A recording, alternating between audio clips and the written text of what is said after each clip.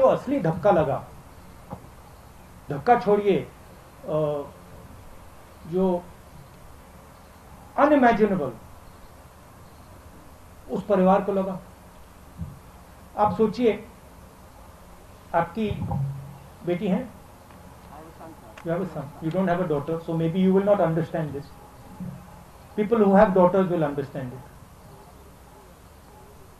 You might not understand the rape aspect, because that is something that Indian women have to deal with. You will certainly understand the murder aspect. Suppose someone killed your son, and then when you went for justice, they locked you up in your house, and then the DM came to your house and kicked you and threatened you and told you that if you open your mouth, the entire state of Uttar Pradesh will sort you out, and then told you, don't worry, all these protesters, they will go away, Rahul Gandhi will go away, but we will be here. Now you get a feeling, get a sense of how you would feel. That is how that family felt. That is why I went there, because I wanted that family to know that they are not alone. मैं इसलिए वहाँ गया था, और मैंने परिवार से कहा, मैं सिर्फ आपके लिए नहीं आया, मैं आपकी बेटी के लिए आया हूँ, आपके लिए आया हूँ, मगर मैं देश में जो लाखों महिलाएं हैं जिनके साथ रोज कोई ना कोई बदतमीजी होती है, हजारों महिलाएं हैं जिनका रेप होता है, मैं उनके लिए भी यहां आया हूं। इंटरेस्टिंग बात यह है कि बच्ची का रेप होता है, मर्डर होता है, पूरा एडमिनिस्ट्रेशन परिवार पर आक्रमण करता है, और देश के प्रधानमंत्री एक शब्द नहीं कहते। इंटरेस्टिंग बात है। Thank you sir. May I make one request, आप कोई भी प्रश्न पूछ सकते हैं, स्वागत है, क्योंकि राहुल जी ने सुओ मोटो में 3 किसान बिलों की आपसे चर्चा की है। पहले उससे जुड़े सवाल ले लें और फिर कोई और प्रश्न हो तो वो लेंगे। Raman ji from news 24, sir I have noted down and going to come to every. जो किसान के 3 अध्यादेश के बारे में आप लगातार जिक्र करते हैं कि इसको केंद्र सरकार ने बिना किसानों से सलाह मशवरा किए, बिना पॉलिटिकल पार्टीज को कॉन्फिडेंस में लिए पास करवा दिया। अब चूंकि पंजाब में, हरियाणा के कुछ भागों में भी आंदोलन हो रहा है, लेकिन नरेंद्र मोदी या उनकी सरकार के लोग हमेशा इसका मजाक उड़ाते हैं। वो कहते हैं कि राहुल गांधी ट्रैक्टर यात्रा कर रहे हैं, लेकिन ट्रैक्टर पर गद्दा लगा कर यात्रा कर रहे हैं, वो किसानों की क्या बात करेंगे? और अगर वाकई किसान परेशान है देश के दूसरे हिस्सों में, वहां कोई बात क्यों नहीं करता, वहां कोई आंदोलन क्यों नहीं हो रहा? देखिए, बात क्या है, पहले आपने स्मॉल एंड मीडियम बिजनेस पे आक्रमण किया, उनको आपने खत्म कर दिया। फिर आपने जीएसटी, कोविड के समय आपने अपने 2-3 मित्रों की मदद की, लाखों करोड़ रुपए आपने उनका माफ कर दिया। मजदूर घर पैदल जा रहे थे हजारों किलोमीटर, पानी नहीं था, भोजन नहीं था, आपने एक शब्द नहीं बोला, उनको आपने वार्निंग ही नहीं दी, एक दिन वार्निंग नहीं दी। कमरे में बैठे आपने कहा लॉकडाउन होगा, लॉकडाउन कर दिया, मर गए वो।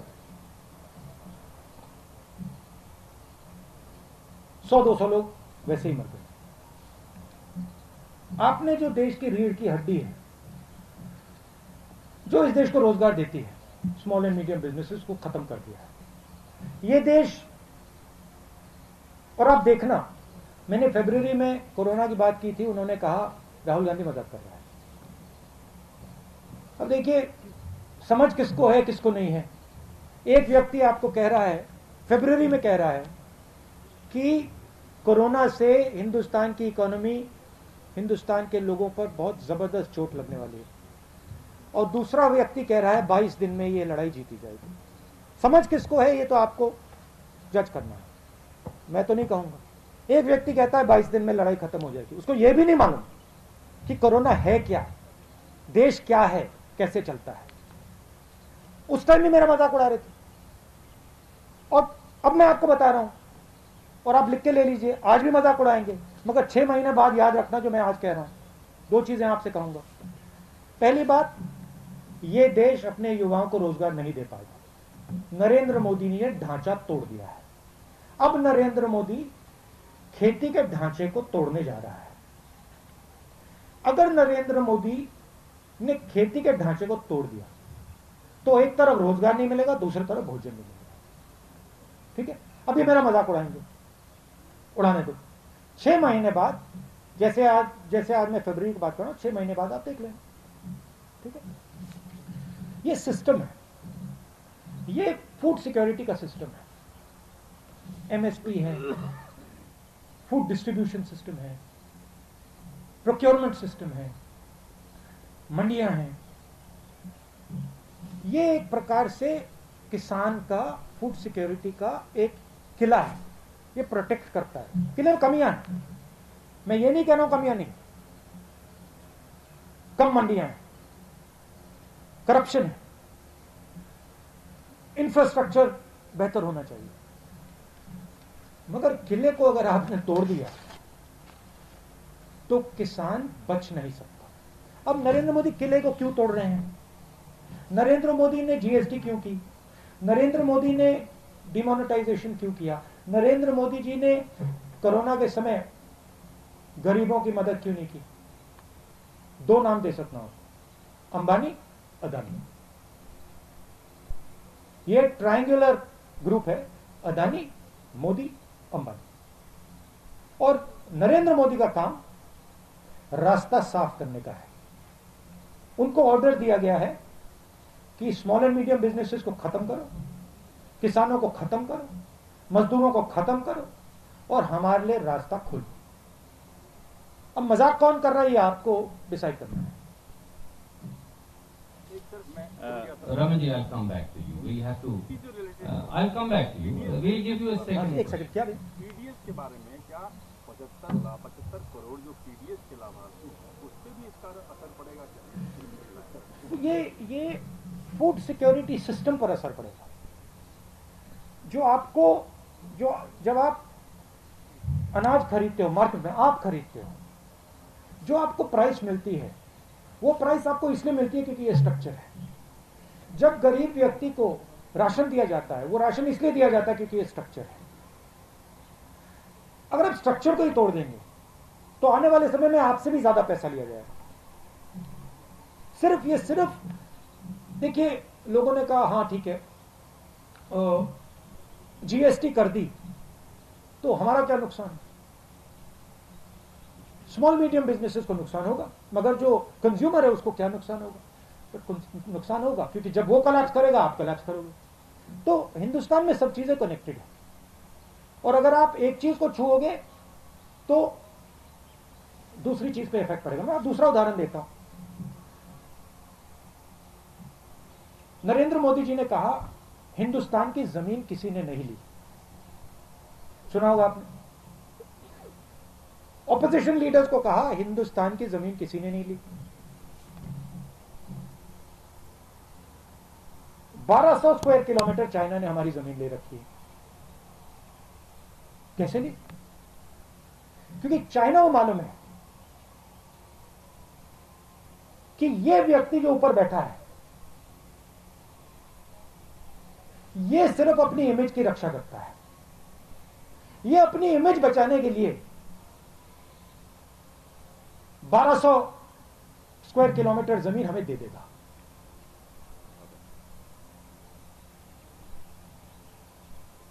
आप सिर हिला रहे हो, पूरा देश जानता है। आर्मी के किसी भी सिपाही से, जनरल से पूछ लो, आपको बता देगा कि नरेंद्र मोदी ने अपनी इमेज बचाने के लिए देश को झूठ बोला। भारत माता की बात करते हैं, भारत माता के 1200 स्क्वायर किलोमीटर नरेंद्र मोदी ने चाइना को दे दिया अपनी इमेज बचाने के लिए। रियलिटी, मानो ना मानो। इसके बारे में नरेंद्र मोदी क्या बोलते हैं? आप कभी बुलाइए उनको प्रेस कॉन्फ्रेंस में, ऐसे खुल के बुलाइए, बात कीजिए उनसे। वो आपसे इतना डरते क्यों? Thank you. I'll come to you, भाई। Can we have Ramandeep from Punjab Kesari Jagbani? I'll come back. मैं बताता हूं वो क्यों डरते हैं आपसे. मैंने बात सोची. रीजन एक ही है. चाइना से भी वो इस कारण डरते हैं और आपसे भी ये कारण इस कारण डरते हैं. वो सोचते हैं चाइना हमारी इमेज खराब कर देगा. वो सोचते हैं ये जर्नलिस्ट हमारी इमेज खराब कर देगा. नरेंद्र मोदी जी को सिर्फ अपनी इमेज में इंटरेस्ट है. टनल में जाएंगे, अकेले जाएंगे, वेविंग हो जाएगी, मीडिया पे पूरी मोनोपोली है. सोचते हैं कि भैया मीडिया दिखाएगा मुझे टनल में. तो उनको सिर्फ अपनी इमेज से ऑब्सेशन है. जो भारत में हो रहा है उससे कुछ लेना देना नहीं. मेरी फीलिंग है कि शायद नरेंद्र मोदी ये जो 3 कानून है इनको समझते ही नहीं. मेरी असेसमेंट है. राहुल जी, आप लगातार कह रहे हैं कि जीएसटी, लॉकडाउन और नोटबंदी ये गवर्नमेंट का फेलियर है, but on the opposite side BJP का कहना है कि ये हमारी अचीवमेंट है. वो दूसरी बार जीतने का भी हवाला देते हैं कि इसके बावजूद हमने इलेक्शन जीती. तो ये नजरिया अलग अलग क्यों है? और आपकी अच्छा बताइए, ये जो चाइना को 1200 किलोमीटर दिया है ये भी इनका अचीवमेंट है क्या? बीजेपी बोल रही है सर ऐसा कि ये बोल रही है कि उनका अचीवमेंट है कि 1200 स्क्वायर किलोमीटर हमने चाइना को दे दिया. जीएसटी का, नोटबंदी का या लॉकडाउन का, बीजेपी का ये कहना है कि जीएसटी आई या नोटबंदी आई तो उसके फायदे हुए और उसका जो रेफरेंस दे रहे हैं वो हम जीत रहे, इलेक्शन भी जीत रहे हैं. अगर पब्लिक में इतना रोल था तो इसके बावजूद इलेक्शन कैसे जीते? तो एक बात मुझे बताइए, आप मेरे से मत पूछिए, ठीक है? आप किसी भी स्मॉल बिजनेस वाले के पास चले जाइए, दुकानदार के पास चले जाइए और उससे पूछ लीजिए. उससे पूछिए भैया जीएसटी से आपका फायदा हुआ या नुकसान, अचीवमेंट है या फेलियर है. फिर उससे आप पूछिए भैया एक बात बताना, ये जो डिमोनेटाइजेशन है 500,000 रुपए का नोट जो रद्दी किया था, ये अचीवमेंट था या ये फेलियर था? मुझसे क्यों पूछ रहे हो आप? जनता से पूछो, जनता बता देगी. मैंने बहुत लोगों से पूछा है, छोटे दुकानदारों से बात की है, व्यापारियों से बात की है, किसानों से बात की है. वो तो कहते हैं कि भैया इन कानूनों ने हमें नष्ट कर दिया, खत्म कर दिया. आप जाइए थोड़ा यहाँ से बाहर जाइए, किसान से पूछिए, पंजाब के किसान से पूछ लीजिए. ट्रैक्टर लिए घूम रहा है, सड़कें रोक रहा है. अगर अचीवमेंट था तो वो बाहर क्यों खड़ा है? पटाखे क्यों नहीं बजा रहा हो? बीजेपी के अगर ये I'll come back to you for a second question.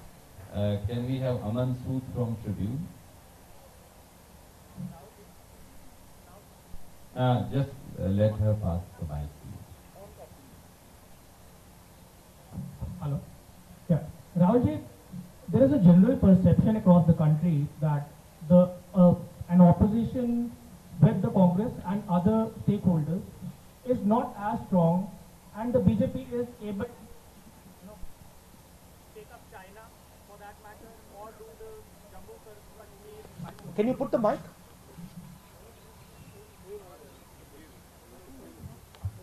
We'll give another one. वो ले लीजिए. Hello. Yes. So they are saying that a weak opposition across the country, including the Congress. Do you think that the general perception that is it so that the BJP is doing everything that they can just because the opposition is not united across many states and especially in Delhi and at the center? See, an opposition in any country functions within a framework. What is that framework? The framework is the press. The framework is the judicial system. The framework are institutions that protect the voice of the people. This is the framework. That entire framework has been captured. The entire architecture of giving voice to the people of India is captured and controlled by the BJP. You know that.